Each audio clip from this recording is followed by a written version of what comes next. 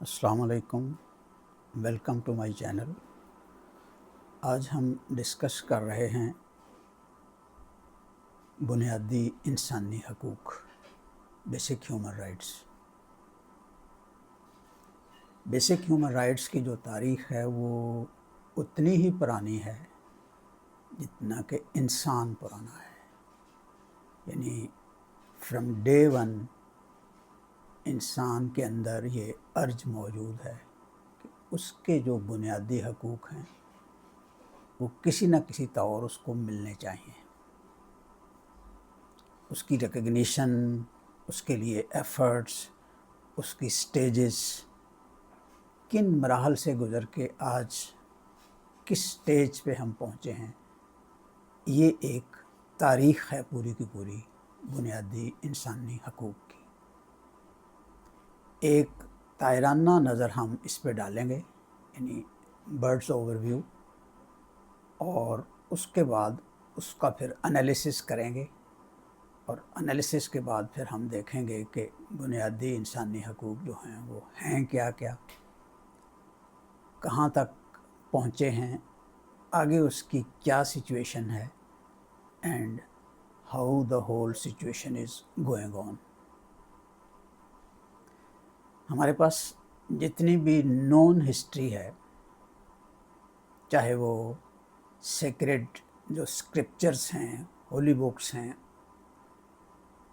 اس کے لحاظ سے ہو، چاہے وہ اس کے علاوہ جتنی بھی تھاٹ پروسیس ہے انسان کی وہ ہو، ان تمام میں ایک چیز کامن رہی ہے کہ چند بنیادی حقوق جن پہ آج تقریباً پوری دنیا کافی حد تک ایگریڈ اپان ہے، متفق ہے،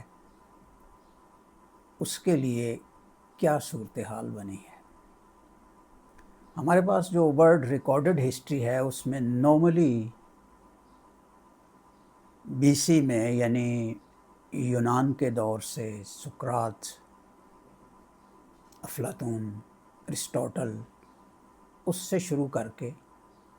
رومن امپائر، ڈفرینٹ امپائرس، اور ایک پورا کا پورا جو سلسلہ ہے اس میں اس کو ڈسکس کرتے ہیں۔ اور چونکہ یہ بہت لمبا مضمون ہے، بہت ڈیٹیل چاہیے، آج ہمارا یہ موضوع نہیں ہے کہ اس کی ڈیٹیل میں ہم جائیں۔ آج ہم اوور آل ایک اس کا ایوولوشنری پروسیس ڈسکس کر کے آگے بڑھیں گے۔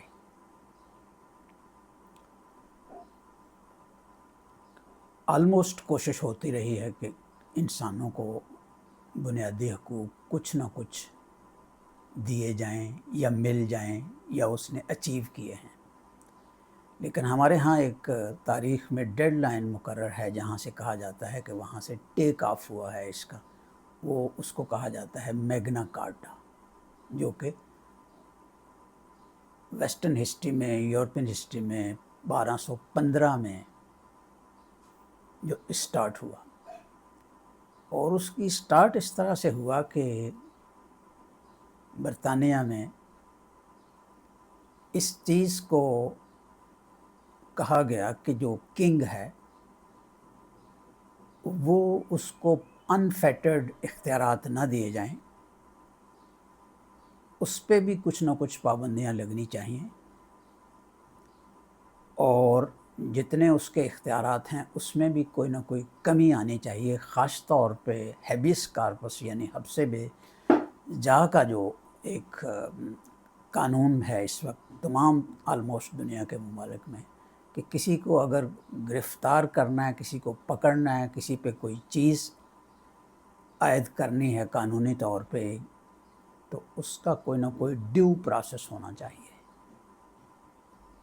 یعنی یہ ایک ڈکٹیٹر کی خواہش نہیں ہے کہ اس نے اکیلے بندے نے فیصلہ کر دیا کہ اس کو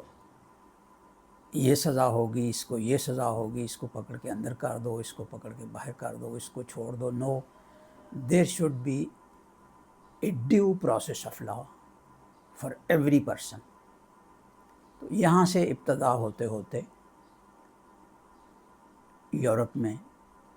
پھر ایک سلسلہ شروع ہوتا ہے جس میں ریفارمیشن ہونا شروع ہوتی ہے، ریفرمیشن بنیادی طور پہ جو وہاں کی جو ہیرارکی تھی، پاپائیت تھی، جو مذہبی وہاں پہ حکومت تھی، اس میں تھوڑی تھوڑی یعنی ایک طرح سے اصلاح ہونے لگی، وہ چیلنج ہونے لگی اس کی اتھارٹی، اس سے جو لوگوں کے حقوق سلب تھے یا لوگ سمجھتے تھے کہ یہ ایسے نہیں ہونا چاہیے، تو اس سے ایک ریفرمیشن کی ابتدا ہوئی۔ اس کے بعد چلتے چلتے 17ویں صدی میں پھر یہ ایک اس نے نئی فارم اڈاپٹ کر لی، ایک رینیساں جو کہ یعنی تحریک احیاء علوم کی موو شروع ہوئی، اور اس تحریک میں پھر جتنے بھی فیلڈز ہیں تمام فیلڈز میں لوگوں نے اپنی رائے کا برملا اظہار کرنے کا ایک جو طریقہ کار ہے وہ اپناتے ہوئے آگے بڑھتے گئے۔ اس سے پھر انڈیویجولزم، لبرلزم، مزدوروں کے حقوق، اور خاص طور پہ جب انڈسٹریل ریولوشن آیا تو یہ حقوق جو ہیں جیسے لیبر ہے وہ کتنے گھنٹے کام کرے گی، آیا چائلڈ لیبر ہونی چاہیے کہ نہیں ہونی چاہیے، ویمن جو ہے عورتیں جو ہیں ان کو کس طرح سے کتنی یعنی ان کے کیا حقوق ہیں۔ تو اس طرح سے یہ سلسلہ شروع ہوا۔ 18ویں صدی میں پھر آ کے یہ تھوڑا آگے بڑھا، انلائٹنمنٹ کا دور آ گیا۔ پھر 19ویں صدی میں جو 18ویں اور 19ویں صدی کے بہت سے جو انٹلیکچوئلس تھے، بہت سے جو ایون ناول نگار تھے، جتنے بھی لکھاری تھے، 19ویں صدی کا جو ادب ہے، جو لٹریچر ہے، اس میں پھر یہ جو بیسک ہیومن رائٹس ہیں اس کا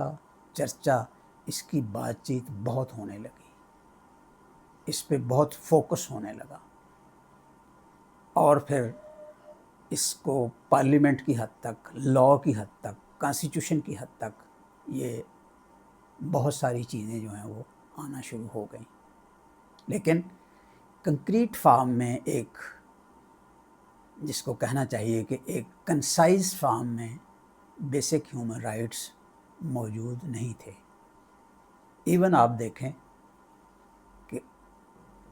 عورت کو جو ووٹ کا حق ہے، جو پراپرٹی کا حق ہے، جو اس کو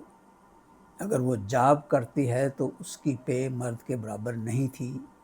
اس ویسٹرن ورلڈ میں جس کو ہم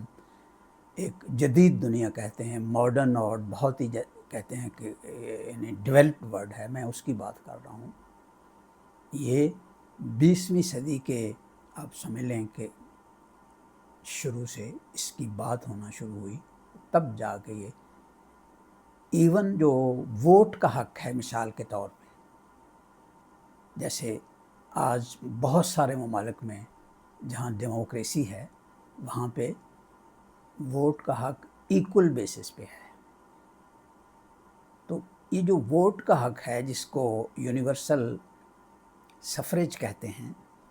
یہ جا کے 20ویں صدی میں سٹارٹ ہوئی ہے، یعنی ووٹ کا حق بھی even western world, modern world جس کو کہتے ہیں کہ بڑی ڈیولپڈ ورلڈ ہے، اس میں بھی یہ نہیں تھا، ووٹ کا حق بھی جا کے 20ویں صدی میں آ کے ملا ہے۔ تو یہ ساری چیزیں جو ہیں وہ ڈسکس ہوتے ہوتے لیگ آف نیشنز میں چند چیزیں ڈسکس ہوئیں، جس میں خاص طور پہ اس چیز کو ڈسکس کیا گیا کہ جو اسٹیٹس جو ہیں، جو کلونیل اسٹیٹس ہیں، ان کو آزادی ملنی چاہیے، اور ڈیفینیٹلی آزادی سے مراد یہی ہے کہ وہاں پہ بنیادی حقوق جو ہیں وہ دوسروں کے برابر ہونے چاہیے، but it was just a start of it. پھر 2 عالمی جنگیں ہوئیں، یعنی world war first and world war second. ان دونوں جنگوں کے دوران جس طرح کی تباہی ہوئی، جس طرح سے بلڈ شیڈ ہوا، اور جس طرح سے پامالی ہوئی ہیومن رائٹس کی، تو اس کے بعد یعنی آپ کہہ سکتے ہیں کہ انسان جو ہیں دنیا کے، ہیومن وزڈم جو ہے وہ ایک جگہ پہ اکٹھی ہوئی، اور انہوں نے پھر 1945 میں بیسک ہیومن رائٹس کی بات کی، اور پھر 1948 میں جا کے یہ جو یونیورسل ڈکلریشن ہے ہیومن رائٹس کا، جو کہ یو این او نے اس کو اپروو کیا، تو ایک طرح سے کولیکٹو وزڈم کے طور پہ اس چیز کو تسلیم کیا گیا اقوام متحدہ میں کہ لوگوں کے بنیادی حقوق جو ہیں وہ اس کو آرڈر میں لایا گیا، اس کی ایک بن گئی کہ بھئی کون کون سے وہ ہیں حقوق ہیں۔ تو اس طرح سے جو بنیادی حقوق ہیں وہ سامنے آتے ہیں۔ اس میں ڈیفینیٹلی رائٹ ٹو لائف تھا جو کہ بنیادی بات تھی، اس میں پھر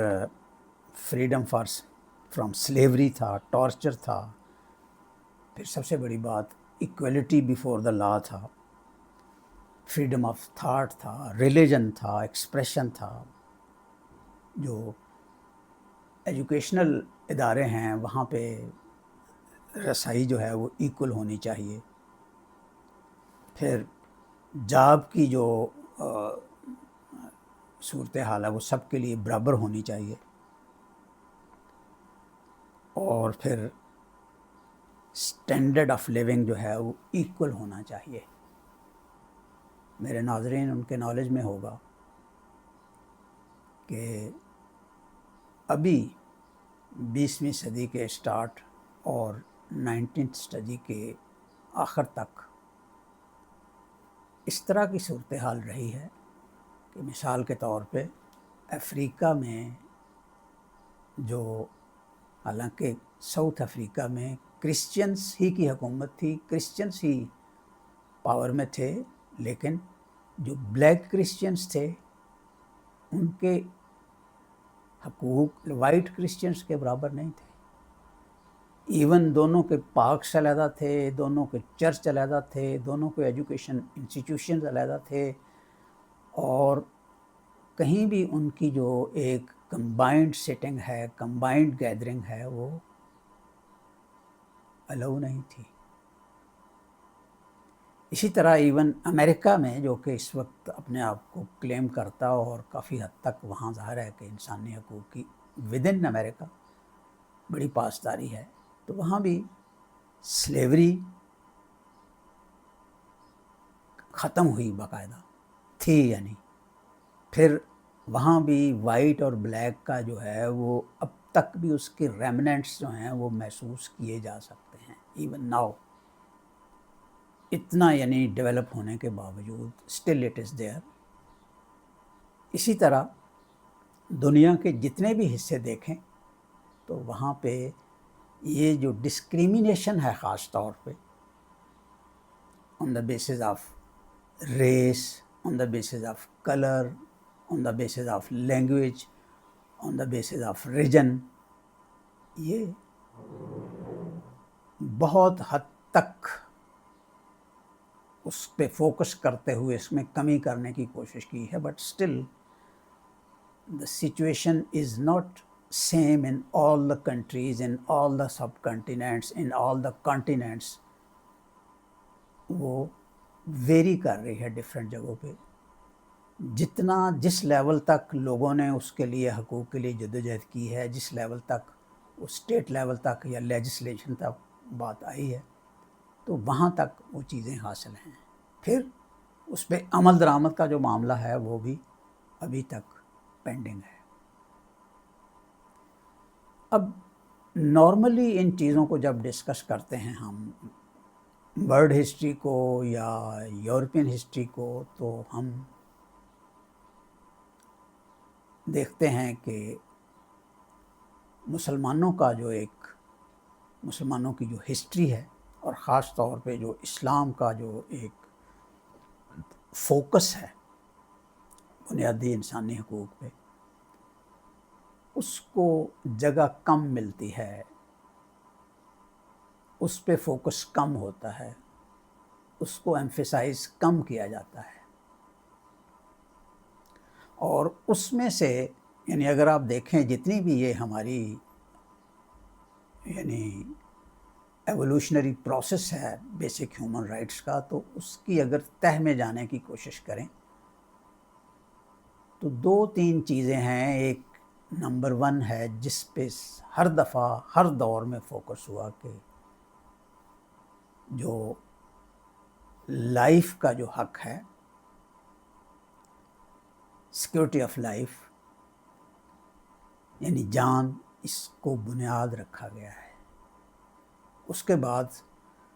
جو انسان اون کرتا ہے، جو اس کی جائیداد ہے، اس کی ریکگنیشن ہونی چاہیے، اس کو کوئی دوسرا بندہ ایکسپلائٹیشن سے یا کسی اور طریقے سے ہتھیا نہ لے، اس کی سینکٹیٹی ہونی چاہیے۔ اور تیسری چیز which is last but not least that is honor, dignity، عزت، آبرو، جس کی بنیاد پہ لوگ ڈسکریمنیٹ کرتے ہیں کہ میں کلر کی بنیاد پہ، ریس کی بنیاد پہ، ریجن کی بنیاد پہ، لینگویج کی بنیاد پہ یا کسی اور بنیاد پہ میں دوسرے سے بہتر ہوں۔ اب یہ 3 بنیادی چیزیں ہیں جو اس تمام جو human rights, basic human rights ہیں، ان 3 چیزوں میں سے وہ ساری کی ساری چیزیں نکلتے ہیں۔ یعنی باقی جتنے بھی بنیادی حقوق ہیں ان کو اگر ان کی تہ میں جائیں گے تو یہ ان 3 چیزوں تک پہنچ جائیں گے۔ یعنی یا وہ وہاں جان کا تحفظ ہوگا، یا مال کا تحفظ ہوگا، اور سب سے بڑھ کر وہ عزت، آبرو، اس کا تحفظ ہوگا۔ اب حضور صلی اللہ علیہ وسلم نے، رسول پاک صلی اللہ علیہ وسلم نے، جو کہ آخری نبی ہیں جن پہ آخری وحی آئی، اور وہ اپنے آخری خطبے میں جس کا انہوں نے خود ڈکلیئر کیا کہ شاید، یعنی خطبۃ الوداع جو انہوں نے مکہ میں دیا، تو اس میں خود کہا کہ شاید میری یہ آخری ملاقات ہو یہاں پہ حج کے موقع پہ۔ تو ایک طرح سے انہوں نے اپنے پورے دور کی ایک سمری کے طور پہ وہ چیز خطبۃ الوداع ہمارے لیے دیا، تاکہ ہم اس پہ غور کریں۔ اور اگر اتنا ڈیٹیل میں نہیں جا سکتے، اتنا پڑھ نہیں سکتے، اتنا ہمارے پاس وقت نہیں ہے، تو کم از کم اس خطبے کو ہم ازبر کر لیں، اور صرف ازبر نہ کریں، اس پہ عمل درآمد اپنے اندر اور سوسائٹی میں اس کو کمیونیکیٹ کرنے کی کوشش کریں۔ اس میں فرمایا گیا، حضور صلی اللہ علیہ وسلم نے فرمایا کہ تمام انسان جو ہیں وہ ایک ہی آدم کی، یعنی ایک ہی کپل سے وہ پیدا ہوئے ہیں۔ اب بتائیے، جب یہ کہا جائے گا کہ تمام انسانوں کے فادر ایک ہیں، مدر ایک ہے، تو پھر ڈسکریمنیشن کا سوال کیسے آ سکتا ہے؟ کیسے ایک ہی ماں باپ کے جو بچے ہیں وہ کہیں، ایک بچہ اگر کہیں رہ رہا ہے تو اس کی لینگویج میں تھوڑا سا فرق ہے، ایک بچہ جو ہے وہ کہیں دوسرے زون میں چلا گیا ہے اور اس کے کلر میں تھوڑا فرق ہے، ایک بچہ کسی اور کلچر میں پہنچ گیا ہے، تو کیسے کہہ سکتے ہیں کہ ایک برتر ہے، ایک کمتر ہے؟ حضور صلی اللہ علیہ وسلم نے کہا کہ سب آدم کی اولاد ہیں، یعنی کسی وائٹ کو بلیک پہ کوئی برتری نہیں ہے، کسی عربی کو اجمی، یعنی لینگویج کیا کوئی برتری موجود نہیں ہے۔ تو گویا کہ اگر آپ عزت آبرو کو دیکھیں تو اس کو بنیاد بنایا گیا، یہاں سے اس کی بنیاد اٹھائی گئی تاکہ انسان کی جو ڈسکریمنیشن ہے انسان کے ساتھ، اس کو مکمل طور پہ اپروٹ کیا جا سکے۔ اور اگر آپ اس کو مزید آگے جا کے دیکھیں تو یہ وہ بنیاد ہے جس سے ایک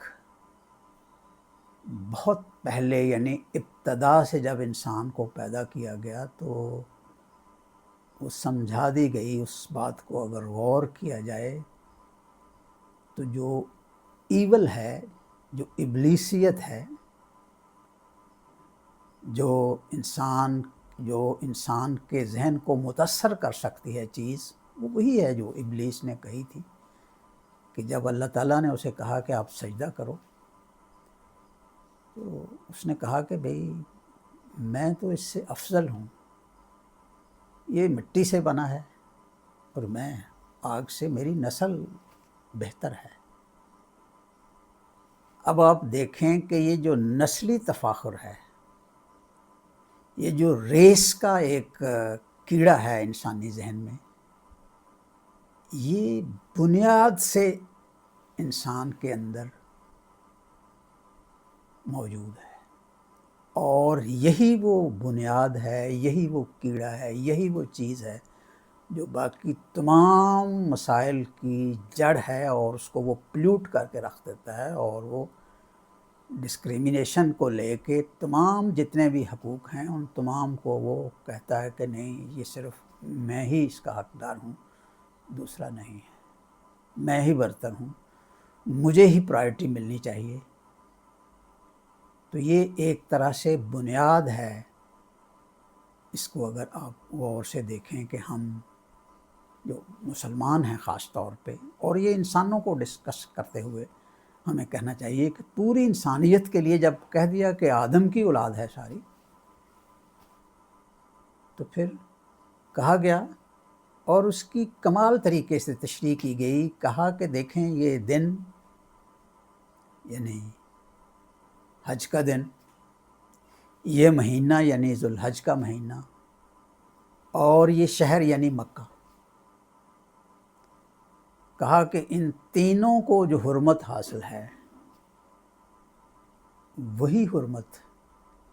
کسی کی جان کی ہے، کسی کے مال کی ہے، اور کسی کی آبرو کی ہے۔ ذرا غور کریں، ہم سارے کلیمنٹ ہیں کہ جی ہم حضور صلی اللہ علیہ وسلم کی سیرت، ان کی سنت، ان کے فرمان، ان کی باتیں، ہم کلیمنٹ ہیں کہ بھئی ہم تو اس سے ادھر ادھر نہیں ہو سکتے، ہم ہی وارث ہیں ان باتوں کے۔ تو وہ فرما رہے ہیں کہ کسی کی جان، مال اور عزت، اس کی حرمت برابر ہے اس دن کے ساتھ، اس مہینے کے ساتھ، اور اس مکہ کے ساتھ۔ آپ ذرا دیکھیں کہ ہم مکہ جاتے ہیں، ہمارے دل میں مکہ کی کیا حرمت ہے، کس طرح سے ہم روحانی طور پہ ہماری کتنی سینکٹیٹی اس کے ساتھ وابستہ ہے، اور اگر وہی سینکٹیٹی ہم دوسروں کی جان، دوسروں کے مال اور دوسروں کی آبرو کے ساتھ نہ دیں، تو پھر مثال کے طور پہ مال پہ آ جائیں۔ ہمارے ہاں پاکستان میں نارملی ہم نے دیکھا ہے کہ عورتوں کو جو جائیداد میں حصہ دینا ہے اس سے جنرلی ہم لوگ کتراتے ہیں، جنرلی اس کے لیے راستے ڈھونڈتے ہیں کہ وہ حصہ نہ دینا پڑے۔ اب اس سے صاف ظاہر ہو گیا کہ مال کی حرمت جو ہے اس پہ ہم اس طرح سے عمل درآمد نہیں کر رہے، اس طرح سے بیلیو نہیں کرتے، اس طرح سے ہم اس کو نہیں جانتے جس طرح حضور فرما رہے ہیں۔ इसी तरह दूसरे के माल को हथियाना, इसी तरह दूसरे के माल को गलत तरीके से उसमें एक्सप्लॉइट करना किसी को, तो इसकी हुर्मत किसके बराबर है आप खुद सोच लें। इसी तरह अगर हम जान को देखें तो नॉर्मली हमारे यहाँ किस कदर वाक़यात हो रहे हैं जिसमें बेदरेग हम जानें कत्ल कर रहे हैं। अगर हजूर का फरमान हमारे सामने हो तो ये जो आए दिन खुद कुछ धमाके हैं, आए दिन जो मुख्तलिफ़ कार्रवाइयाँ हो रही हैं जिसमें यानी एक मुसलमान ही दूसरे मुसलमान को, ये तो हालांकि पैगाम तो आफाकी है, लेकिन एक मुसलमान ही दूसरे मुसलमान को उसकी जान को किस तरह से वो उसकी जान के दर पे है। तो आप सोचें कि जान की जो सैंक्टिटी है, उसकी जो हुर्मत है, वो किस चीज़ के बराबर है। और इसकी सारी एंडोर्समेंट कुरान के अंदर मौजूद है। हजूर सल्लल्लाहु अलैहि वसल्लम ने ये जो खुतबा दिया, ये एक तरह से समरी थी, और ख़ास तौर पे ये 3 पॉइंट ऐसे थे जिसके इर्द गिर्द सारे के सारे बेसिक ह्यूमन राइट्स जो हैं वो घूमते हैं। इसलिए उन्होंने की पॉइंट्स के तौर पे इस पे बड़े ही फोकस अंदाज में, बड़े ज़बरदस्त अंदाज में, बड़े खूबसूरत अंदाज में उसको लेते हुए, उसको टच करते हुए और हमें समझाने के लिए, हमें उस पे लाने के लिए, हमारे अंदर उसकी हुर्मत पैदा करने के लिए इन चीज़ों की। अब ज़ाहिर है कि आबरू में, इज़्ज़त में कहीं ये नहीं कहा गया कि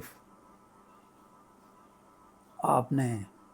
फ़लाँ का एहतराम इतना करना है, फ़लाँ का इतना करना है, फ़लाँ नस्ल के बंदे का इतना करना है, फ़लाँ लैंग्वेज के बंदे का। इसमें ना कोई जेंडर, किसी किस्म की कोई बात नहीं की गई। स्ट्रेट अवे कहा गया कि हर एक की जो इज़्ज़त है वो इक्वल है। आप उसमें औरत मर्द, ह्यूमन बीइंग, उसमें सब कॉन्टिनेंट्स, उसमें रेस, कलर, लैंग्वेज, हर किस्म के जो इम्तियाज़ात हैं वो उनको एक तरह से डिसमेंटल करके रख दिया कि भाई नहीं,